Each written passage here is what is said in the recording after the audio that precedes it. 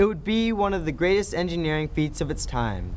It would challenge the hearts, minds, and determination of thousands of men who'd come from all around the world to build the 197-mile Copper River and Northwestern Railway. This railroad would weave its way through some of the wildest country on earth and stand as a monument to human ingenuity and perseverance, defying the skeptics who said it was impossible to build, while enriching business barons beyond their wildest dreams. Their railroad would reshape not only the culture of the Copper Basin, but the course of national politics as well.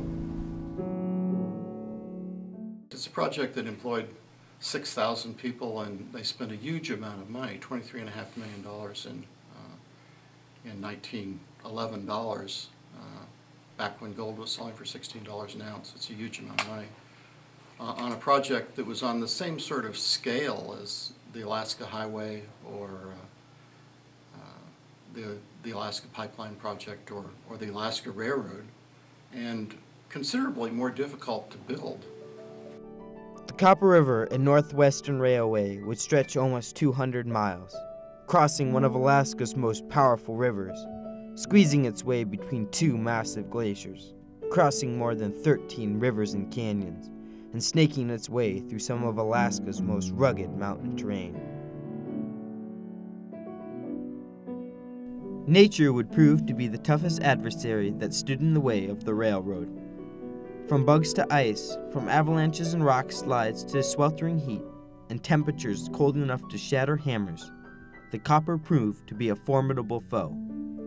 From the wet and soggy quicksand of the Copper River Delta to Miles Glacier icebergs, from permafrost to avalanches, two of America's most ingenious men, Michael Haney and Erastus Hawkins, along with nearly 6,000 workers, would battle through some of the harshest conditions known to man in their efforts to tame the Copper River and its country.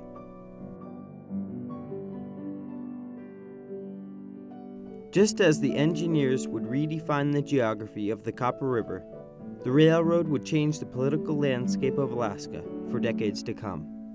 This railway would usher in the era of powerful corporations that would strive to exploit and control Alaska's resources, which would not only shake up the national political landscape, but push Alaska politics toward the direction of statehood.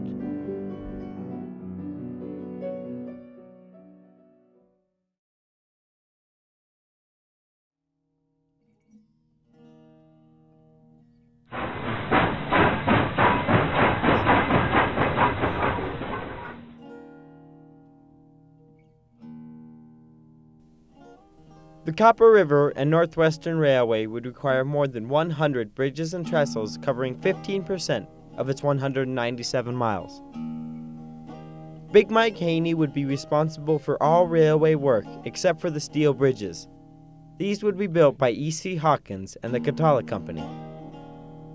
The men were hard-pressed by the Railroad Act of 1898 that required all railroad construction to be completed within 4 years of the final survey. As always, bringing in the right kind of men to tackle this work was essential. Most of the station men were Scandinavians, and they had some colorful names. Sometimes you worked with a man for years and never knew his real name. There were such handles as Picklehand Jones, the Norwegian King, Shoot 'em Up Swede, Crooked Swede, Hurry Up Jones, and the like. The railroad crews followed the old native trail from Eak to Lagnick, installing small bridges and culverts, sometimes as many as 40 a mile as they went along the soggy tundra and quicksand, crossing hundreds of glacier-fed streams. This was also prime country for Alaska's famous insects.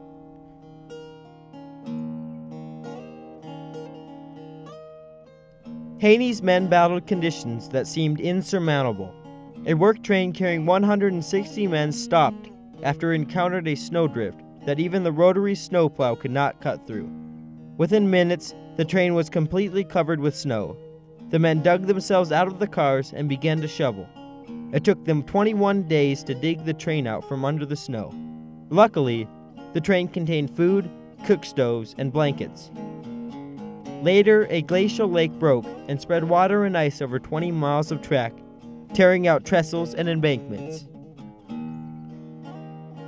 The men worked for $3.50 for a 10-hour day, when $1.75 was considered a fair wage in the lower 48. Interestingly, horses were paid the same rate as men.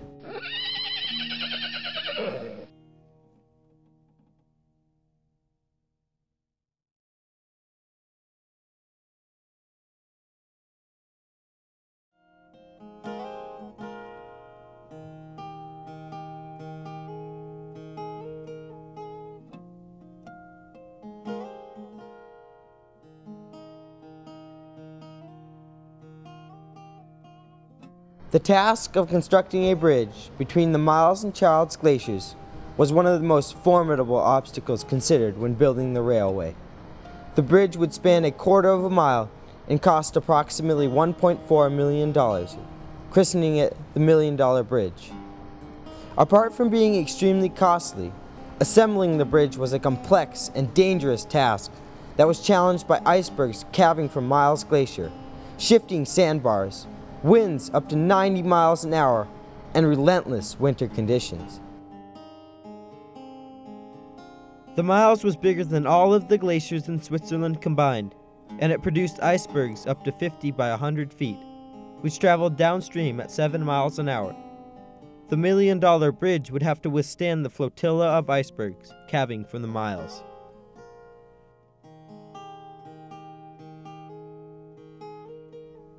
The engineers decided that the bridge to thread between Miles and Childs glaciers would be a steel cantilever bridge supported by 3 concrete piers.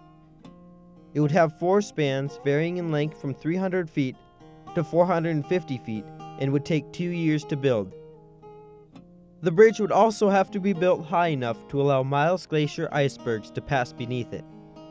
Large icebreakers would also have to be sunk and planted upstream of the exposed piers.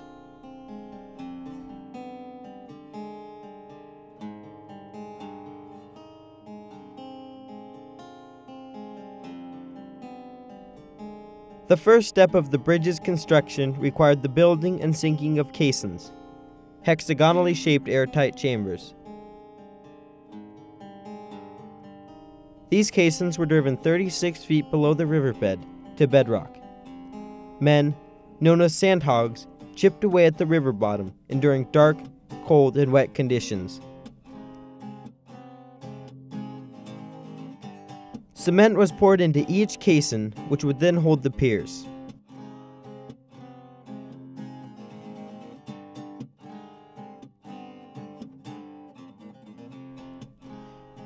After the piers were built, a rudimentary footbridge, or catwalk, was strung across the expanse. Crossing it was a hair-raising experience.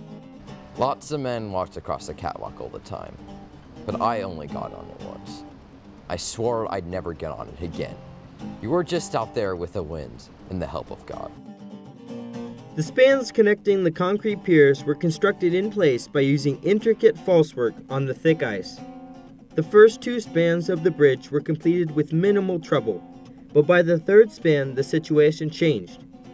Sudden warm temperatures increased the activity at Miles Glacier, which caused the ice embracing the base of the falsework to shift, which threatened to unseat the 3rd span.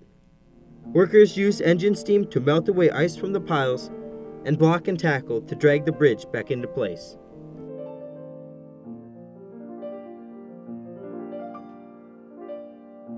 Workers were able to secure the 3rd span 1 hour before the falsework shifted for good.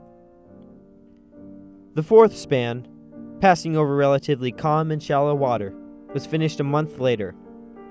To minimize the completion time of the railroad, progress past the $1 Million Bridge continued at full force. Even after the construction of the $1 Million Bridge was completed, Childs Glacier would still have the last word. During the summer of 1910, the glacier began to advance toward the $1 Million Bridge. In August, it surged 8 feet per day. Many thought the bridge was doomed, but the glacier eventually receded. The Copper River and its glaciers yielded to the engineers and the $1 Million Bridge. E.C. Hawkins praised the persistent efforts of the workers that constructed the $1 Million Bridge. Work continued on the railway farther upriver. Construction above Abercrombie Rapids was aided by the steamer Chitna, which was assembled on the Copper River in 1907. Since Abercrombie Rapids blocked the steamer's ascent of the Copper River, the steamer was disassembled and packed by sled over Marshall Pass and down the Tasnuna River during the winter. Just a few miles past the $1 Million Bridge lay a precarious, almost vertical wall of rock suspended over a dangerously swift torrent of water. Construction through Abercrombie Canyon required heavy rockwork along the sides of cliffs. 6 snow sheds had to be built along the mile 49 to mile 56 section to protect the railway from avalanches. At mile 89, workers slowly bored their way through a rock wall. In order to move things along, Michael Haney placed a case of whiskey in the bushes at the far end of the rock where the tunnel entrance would emerge. He told the men that the whiskey was theirs as soon as the tunnel was finished. Legend has it that the men bore through the rock in record time. If a man went into work too soon after blasting, it was occasionally necessary to drag him out dead. There was only one strike along the railroad route. It seems the workers had run short on one of the true essentials, snus. Haney immediately understood the danger and rushed a whole freight car loaded with the snus to the scene. The construction of the railroad through Woods Canyon was a battle against strong winds, heavy snow, and earth slides. This section of the railroad required trestles and tunnels, but plenty of rockwork along the slopes supporting the railroad. Faces of mountains and canyons were simply blown away by dynamite. One charge alone consisted of 1,000 kegs of black powder and 35 cases of dynamite. The Mile 132 bridge, located near the railroad junction and supply station town of Chitna, spanned a length greater than 2,000 feet, making it the longest single bridge constructed on this particular railway. Although a steel bridge was initially planned, Haney instead requested a temporary wooden trestle that would be destroyed annually during spring breakup and then rebuilt. It was the most dangerous bridge along the route. At least 15 lives were lost because of it. One time the bridge collapsed while a crew was repairing it. 5 men died. Once the railway men crossed the Chitna, they knew the finish line was within reach. All that awaited them was more than 60 miles of wilderness and the giant Tusculana Gorge.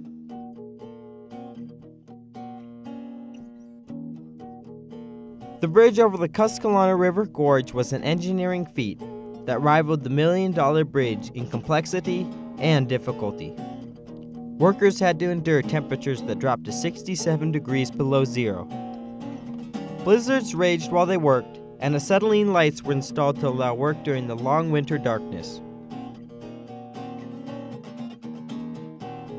The next major structure that was erected on the railway was a wooden trestle at mile 160 across the Gillahena River.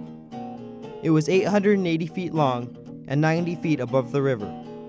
It was the largest wooden trestle between Chitna and Bonanza and was erected in the dead of winter. At times, bolts split the timber. The Gillahena trestle was completed in only 8 days, and the first trains ran across it on January 28, 1911.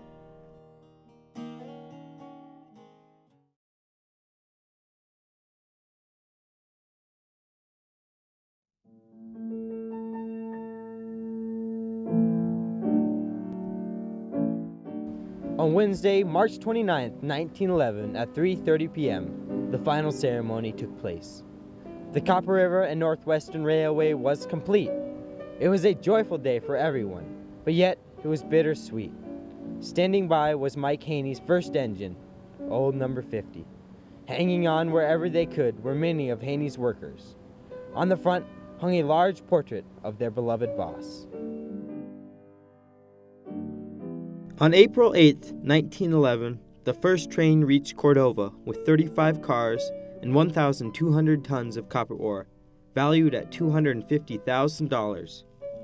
The whole town of Cordova gathered to celebrate Copper Day and to escort the train to the dock. Michael Haney's and E.C. Hawkins' dream of building an impossible railroad through the challenging country of the Copper River was now a reality. The railroad had taken nearly 5 years to build. It required some 6,000 workers and $23.5 million, about $1.5 billion in today's dollars.